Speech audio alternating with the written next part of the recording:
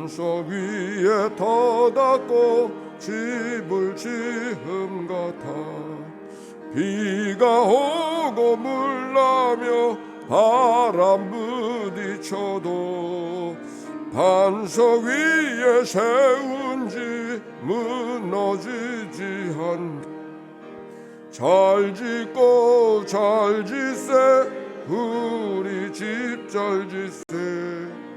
만세 반석 위에다 우리 집 잘 짓세. 주의 말씀 듣고도 행치 않는 자는 모래 위에 터닫고 집을 지음 같아. 비가 오고 물나며 바람 부딪힐 때 모래 위에 세운지 크게 무너지네. 잘 짓고 잘 짓세 우리 집 잘 짓세. 반석이 위에다 우리 집 잘 짓세.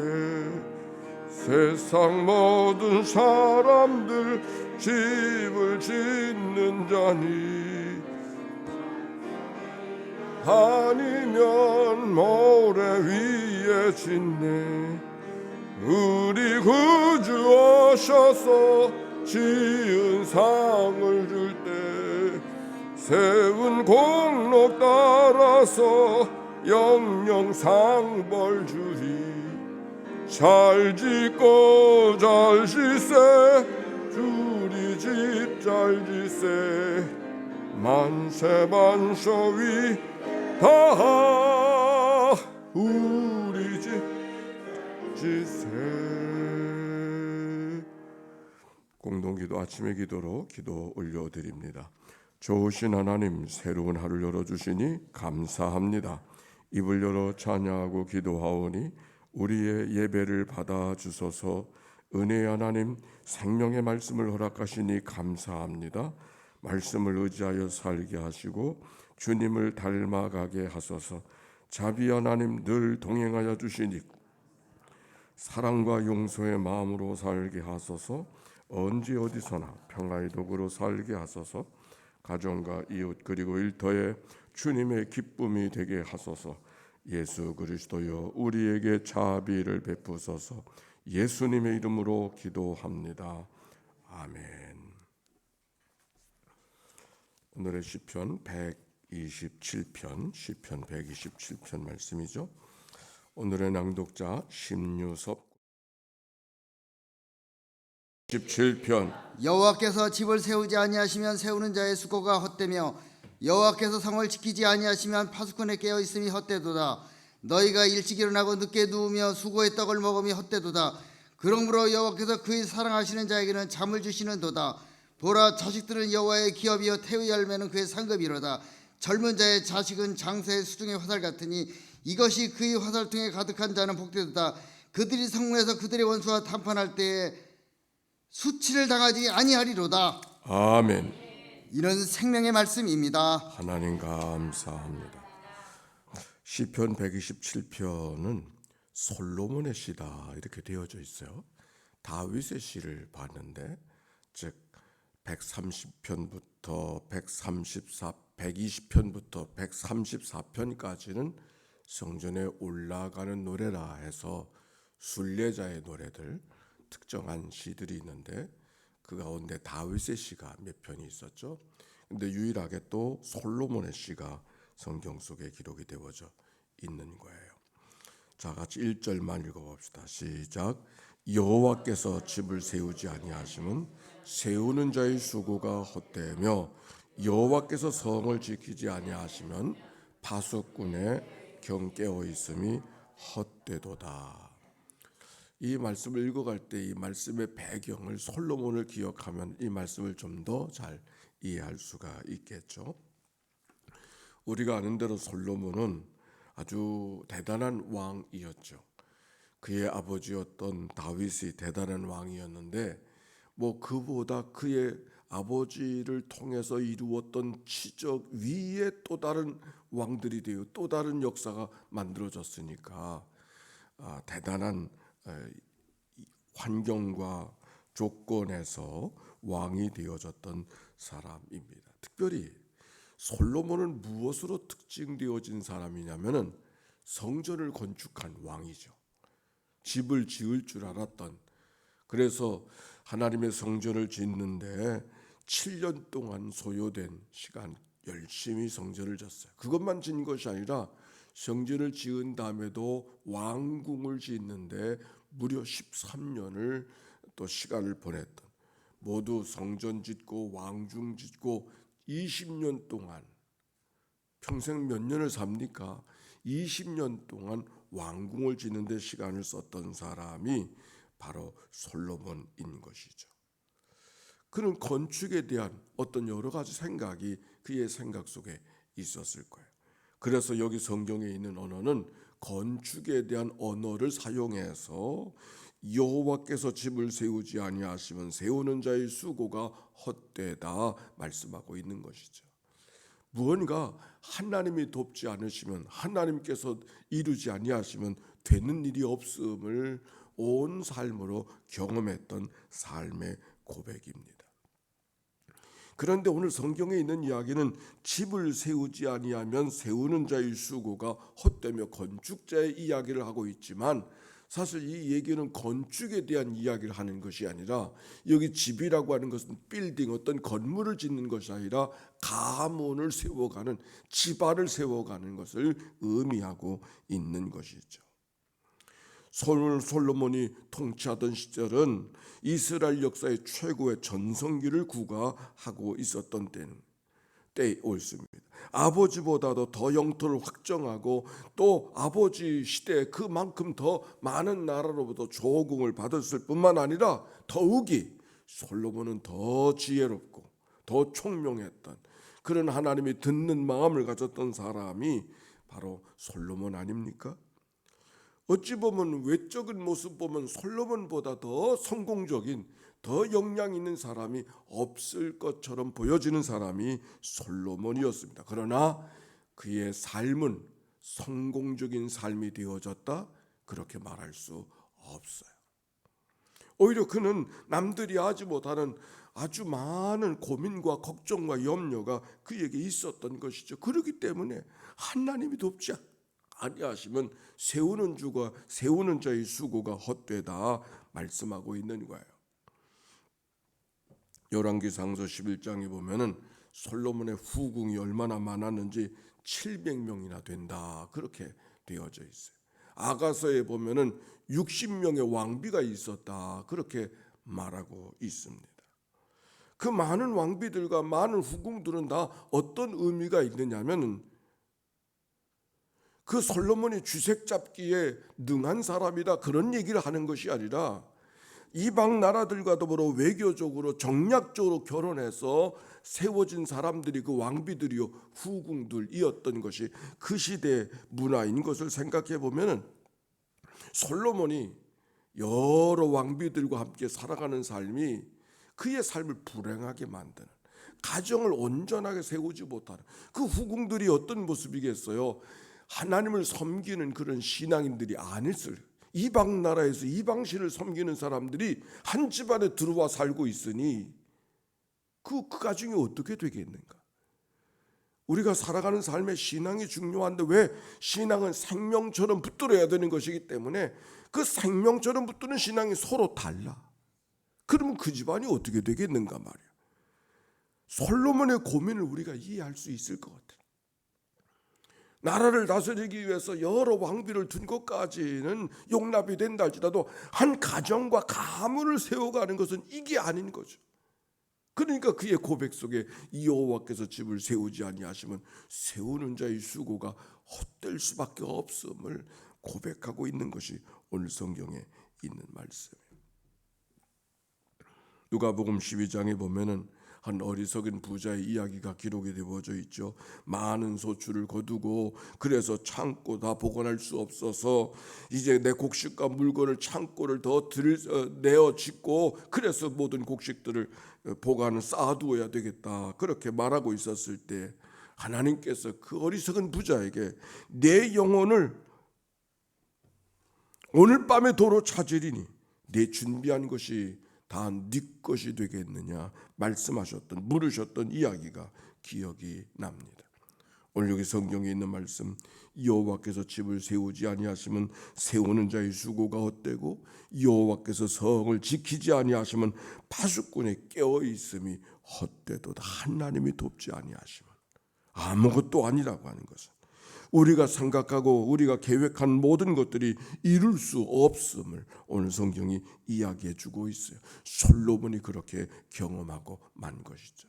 그래서 솔로몬은 결국 나라를 잘 다스리지 못한 거죠. 왜? 나라를 두 쪽 냈으니까.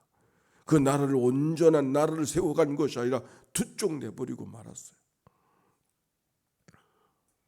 2절의 말씀 봅시다. 너희가 일찍이 누우며 늦게 누우며 일찍이 일어나고 늦게 누우며 수고의 떡을 먹음이 헛되도다. 여기 한 근면한 사람, 부지런한 사람을 보게 됩니다. 일찍 일어납니다. 늦게 잠이 듭니다. 밤낮 가리지 않고 분주하게. 여기는 쓰여져 있지 않지만은 이 사람이 얼마나 성실하게 살았는가를 이야기하고 있는 거예요. 그러나 그렇게 성실하게 살아간다 할지라도 그 모든 것이 다 헛되다. 이 말씀은 근면하게 살아가는 것이 헛되다 그 말을 하고 있는 것이 아니었습니다. 근면하게 살아야 되고 성실하게 살아가야 되는 게 맞지만 그러나 근면하게 살아가야 되는 삶의 결과는 기대한 대로 얻을 수 없다 이렇게 말해요. 이 2절 하반절에 보니까 그러므로 여호와께서는 그 사랑하시는 자에게는 잠을 주시는도다 그렇게 말씀하셨어요. 어젯밤에 잘 주무셨습니까? 네, 잠을 자고 싶어도 잠을 잘 수가 없어가지고서 밤새 뒤치덕거리다 나오신 분은 혹시 없는지 모르겠어요. 정말 그럴 때가 있지요. 잠을 자야 되는데 잠을 잘 수 없을 때 여러 가지 걱정과 근심이 많이 있어서 여러 가지 생각이 많아서 또 시차가 맞지 않아서 또는 너무 커피를 많이 마셔서 그런데 여기 성경에 보니까 여호와께서는 그 사랑하시는 자에게 잠을 주시는도다. 긴 밤에 우리가 잠을 잘 잤으면은 그것이 하나님이 내게 주신 축복이요 은혜인 줄로 고백하고 하나님 앞에 감사하시기를 바랍니다. 왜 내게 이렇게 잠이 이렇게 또 많으냐고 그렇게 탓하지 말고 말입니다. 여기 이 말씀 속에는 2절 하반절에는 쉼이 없다고 하는 말이에요. 하나님이 우리에게 쉼을 약속해 주셨는데 쉼이 없어. 성실하게 살고 일찍 일어나고 늦게 누우며 수고의 떡을 먹은 성실하게 살았지만 그의 삶에는 쉼이 없어. 하나님이 우리에게 약속하신 축복, 수고하고 무거운 짐진 자들아 다 내게로 오라. 내가 너희를 쉬게 해주겠다고 말씀해 주셨는데 그 쉼, 약속된 쉼을 얻지 못하는 거예요. 세상 모든 근심을 다 혼자 지고 살아가는 것처럼 생각하는 그런 염려와 근심이 그에게 있음을 이야기하는 거예요. 왜? 하나님 없이 살아가는 사람들, 하나님에 대한 마음이 없는 사람들은 늘 자기가 왕된 삶을 살고 자기가 주인된 삶을 살아가니까 그가 수고하고 모든 것을 애쓰고 수고한 여러 가지 결과가 주어졌다 할지라도 그것으로 만족할 수 없어요. 또 다른 욕심과 또 다른 생각이 그의 마음을 지배하고 있기 때문에 그의 마음속에 참된 안식과 쉼을 얻을 수 없으니 잠도 잘 수 없는 것이죠. 성경에 보니까 이 말씀, 이 2절 하반절의 말씀을 표준서 번역은 재미있게 번역을 했어요. 이렇게 번역했어요. 진실로 주께서는 사랑하시는 사람에게는 그가 잠을 자는 동안에도 복을 주신다. 잠을 자는 동안에도 복을 주신다. 내가 잠잘 때 하나님도 잠든 것이 아니라 내가 잠자고 있을 때 하나님이 뭘 주신다? 복을 주신다. 아멘입니까? 네. 어느 유튜브에 어느 대학 교수가 강의한 유튜브의 한 강의를 들었는데 창조에 대해서 이야기하는 것을 들어볼 수 있었어요. 근데 창조, 사람이 좀 더 창조적인 새로운 아이디어가 생기는 게 어떻게 그런 창조적인 생각을 할 수가 있는가, 그렇게 물었을 때 그가 하는 대답, 창조적 생각을 하고 싶어서 하는 것이 아니라, 해야 되겠다고 해서 하는 것이 아니라, 언제 창조적 생각이 사람에게 나오냐면 잠잘 때 나온다는 거예요. 그래서 잠자다가 퍼뜩 일어나는 바로 그때 그 생각이 그의 생각 이전에 전혀 다른 생각을 그에게 줘서 새로운 생각을 하게 한다고 하는 그런 얘기를 하면서, 그래서 잠잘 때는 꼭 노트를 옆에다 두고 자야 된다고 그렇게 대학 교수가 설명하는 이야기를, 그때 잠자고 일어나서 꿈속에 잠자고 있었을 때 들었던 생각을 바로 그때 적어둬야지, 그때 그 적어두지 않으면 또 생각이 또 지나가 버리고 마니까 꼭 노트를 둬야 준비해야 된다. 근데 그 말을 들으면서 저도 그런 경험이 있었어요. 어느 날 설교를 준비하는데 도대체 설교가 잘 정리가 안 돼가지고, 그 아브라함에 대한 설교인데 그게 자고 싶어 잔 것이 아니라 어쩔 수 없이 그냥 자기도 모르게 잠이 들게 되어졌어요. 그런데 잠을 자는 중에 히브리서 6장 14절, 그게 딱 보이는 거예요. 히브리서 6장 14절. 그래가지고 잠자다가 소스라치게 깨어났어요. 6장 14절을 제가 읽었어요. 이러므로 반드시 이르시되 내가 반드시 너에게 복주며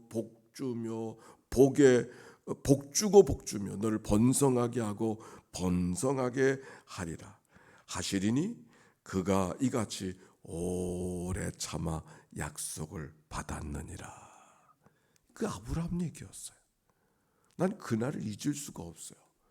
정말 그 답답한 마음으로 잠이 들었는데, 잠을 자는 중에 히브리서 6장 14절, 그리고 딱 펴보니까 그날의 말씀을 딱 결론 지어지는 그 말씀이 딱 거기에 있는 거예요. 아마 여러분들도 그런 경험을 하실 수 있다고 생각합니다. 누구만 특별하게 하는 것이 아니라 누구든지 하실 수가 있는 거예요. 우리가 살아가는 생활 속에 오늘 성경 잠자는 동안에 하나님이 복을 주신다, 이 말씀을 기억하고, 하나님께서 우리가 어떻게든지 잠자는 동안에 복을 주신다는 말은 잠자고 있지 않는 동안에 복을 안 주신다는 말이 아니라, 우리가 늘 하나님의 복 속에 살아가죠. 그런데 잠자는 시간 아무것도 하실 수 있는 시간이 아닌 것처럼 나도 잠자고 있고, 또 하나님을 생각할 수 없는 것 같은 그 생각에도 하나님이 나를 상관하고 계시고 내 삶을 붙들고 계시고 내 삶을 인도해 주신다는 이 믿음의 고백을 가질 수 있게 하는 말씀이 오늘 본문에 있는 이야기죠. 자, 3절. 보라, 자식들은 여호와의 기업이요 태의 열매는 그의 상급이로다. 가족을 꾸려가는 것도 하나님의 세우시며 하나님의 지키심의 결과라고 하는 말씀을 계속 이어가고 있는 거예요. 여기 기업이라고 하는 것은 여기 자식들은 여호와의 기업이라고 하는 말씀은 무슨 사업을 한다는 그런 말이 아니라 받은 유산, 상속받은 것이다, 그런 말입니다. 자기의 수고가 없었지만, 자기의 공로가 없었지만 그 재산이, 그 귀한 것이 내게 찾아왔다는 의미, 그런 의미에서 이 자식은 여호와의 기업이요, 자녀가 유산과 같이 받은 존재로 생각하고 있는 것, 즉 하나님께서 허락해 주신 은총임을 말씀하고 있는 거예요. 태의 열매는 그의 상급이로다. 이 상급이라고 하는 것도 마찬가지 하나님이 주시는 것을 받았다, 그런 의미가 이 상급 속에 있는 것이죠. 창세기 15장에 보면은 하나님께서 아브라함에게 너는 내 방패, 너의 지극히 큰 상급이노라. 하나님께서 그 아브라함을 향하여서 내가 네 방패가 되어주고 내가 네 상급이 되어주겠다, 그렇게 말씀하고 있는 것을 찾아볼 수가 있습니다. 그가 아무런 노력도 하지 않았지만 그러나 상급처럼 그에게 주어져 있는 선물처럼 주어져 있음을 표현하는 이야기예요. 대열매 자식이 기업이요 상급이라고 하는 말씀이에요. 그래서 이어지는 말씀이요, 젊은 자의 자식은 장사의 수중의 화살 같으니 이것이 그의 화살통이 가득한 자는 복되도다. 그들이 성문에서 그들의 원수와 담판할 때에 수치를 당하지 아니하리로다. 젊었을 때 낳은 자녀들, 일찍 낳은 자녀들은 늙었을 때 장성한 자녀가 되어졌을 테니까 그 자녀가 그 부모에게 큰 힘이 되지 않았겠습니까? 그 자녀들이 무엇과 같은가? 화살통, 장사의 수 중에 화살 같으니, 장사의 손, 아주 힘 있는 손을 말하는 것이죠. 그 힘 있는 손에 화살까지 있으니 말입니다. 뿐만 아니라 화살통에 화살이 가득하다 그랬어요. 자식이 많은 것을 의미하고 있는 거예요. 자랑할 것이 많은, 그런데 그것이 언제 자랑거리가 되는가? 그들이 성문에서 그들의 원수와 담판할 때 수치를 당하지 아니하리로다. 성문은 재판하는 자를 말하는데 그 재판할 때 옳지만은 억울하게 죄를 묻게 되어지는 그런 경우들이 있는 것을 가정하고 있는 것이죠. 그러나 자식들이 많은 사람들은 그 성문에 둘러서서 그 재판이 잘못되게 되는 것 같으면 거기서 힘을 써서 뭔가 울타리가 되어져서 그 재판이 잘못되지 않도록 압력을 가하게 될 테니까 수치를 당하지 않는다고 하는 말이, 그런 말이 옳습니다. 억울한 일을 당하지 않는다고 하는 말이에요. 재판을 하는데 건장한 사람들이 둘러서 있으면은 뭔가 압력을, 재판관이 압력을 느끼지 않겠습니까? 바로 그것을 이야기하고 있는 거예요. 그러고 보니까 오늘 성경의 이야기는 건축자들의 여호와께서 집을 세우지 아니하시면 세우는 자의 수고가 헛되다고 하는 이 말씀 속에는 어떤 건축자들의 이야기가, 어느 집안의 이야기가 나누어 있는 것이 시편 127편이 아니라 다 집안을, 가문을 세워가는 역사를 이야기하고, 그 가문을 세워가는 것은 하나님의 지켜주심과 하나님의 보호하심 속에 있어야 됨을 오늘 성경이 말씀하고 있는 것이죠. 솔로몬, 그는 대단한 유산을 선대로부터 받고 그래서 하나님께로부터 받았음을 고백하는 삶의 가장 대표적인 사람이지만, 그래서 그의 삶이 성공적인 삶을 살았는가? 그렇지 못했어요. 오히려 하나님이 돕지 아니하시면, 하나님이 붙들어 주지 않으면 이 모든 것은 아무것도 아니라는 삶의 고백이 솔로몬 속에 있었음을 이야기하고 있는 것이죠. 잠언서, 전도서 다 솔로몬을 통해서 우리에게 전해지는 말씀으로 기억하고 있는데, 모든 것들이 다 있어도 헛되고 헛되니 헛되도다라고 하는 잠언서의, 전도서의 고백의 이야기도 이 말씀과 더불어 하나님이 붙들어 주시지, 하나님이 지켜주시지 않으면 안 된다고 하는 삶의 고백이 솔로몬에 있었음을 발견하게 됩니다. 자, 성전의 순례자들이 올라가면서 이 시를 부르고 있었습니다. 아마도 그들은 세상에 많은 것들이 갖고 있었지만, 그러나 솔로몬의 시를 기억하며 성전에 올라가면서, 그래, 하나님이 지켜주셔야 돼, 하나님이 붙들어 주셔야 돼, 하나님이 보호해 주셔야 돼, 이 믿음의 고백을 갖고 성전에 올라갈 때 불렀던 그들의 마음을 오늘 이 새벽 우리가 마음속으로 받고 하루를 시작합니다. 성전에 올라가는 순례자만 순례자가 아니라 오늘도 순례의 길을 우리가 걸어가고 있는 것이죠. 하루 동안의 순례의 길 속에서 시인의 마음을 담고 하나님이 지켜주심, 하나님의 보호하심을 믿고 믿음으로 걸어가는 이 한 달 모두에게 임하게 되시기를 주의 이름으로 축원합니다. 하나님 감사합니다. 순례자의 길을 오늘도 저희들이 걷고 있습니다. 여호와께서 집을 세우지 아니하시면 세우는 자의 수고가 헛되고, 여호와께서 성을 지키지 아니하시면 눈을 부릅뜨고 성을 지키는 파수꾼의 깨어 있음이 때다 말씀해 주십니다. 오늘 이 새벽 이 말씀을 받고 믿음으로 살아가려고 작정된 저들의 마음속에 우리의 시선이 주님께로 향할 때 하나님의 지켜주심과 하나님의 보호하심을 한날의 생활 속에서도 넉넉하게 경험하고 살아가는 저들 모두가 되도록 축복해 주시옵소서. 사랑하는 자에게 참을 주신 하나님의 은총이 저들 모두 가운데 있게 하여 주시어서 저녁에 이르게 되어졌었을 때 하나님 감사합니다 고백하고 하나님 안에서의 안식의 쉼을 얻도록 축복해 주옵소서. 귀한 예물 드렸습니다. 이 예물 속에 담겨져 있는 간절한 기도와 소원을 우리 하나님 연락해 주시옵시고 은총과 평강과 위로와 소망이 저들 생활 속에 임하도록 축복해 주옵소서. 사랑하는 자녀들, 사랑하는 가족들, 어느 곳에 있든지 주께로 향한 마음, 닫힌 마음 열어주시고 주께로 향한 마음으로 예배하며 살아갈 수 있도록 그들의 마음을 선히 인도해 주옵소서. 우리를 구원하신 예수님의 이름으로 기도하옵나이다. 아멘. 성부, 성자, 성령 삼일째 하나님의 크신 은혜와 사랑과 역사가 이제와 같이 영원히 함께해 주시기를 축원하옵나이다. 아멘.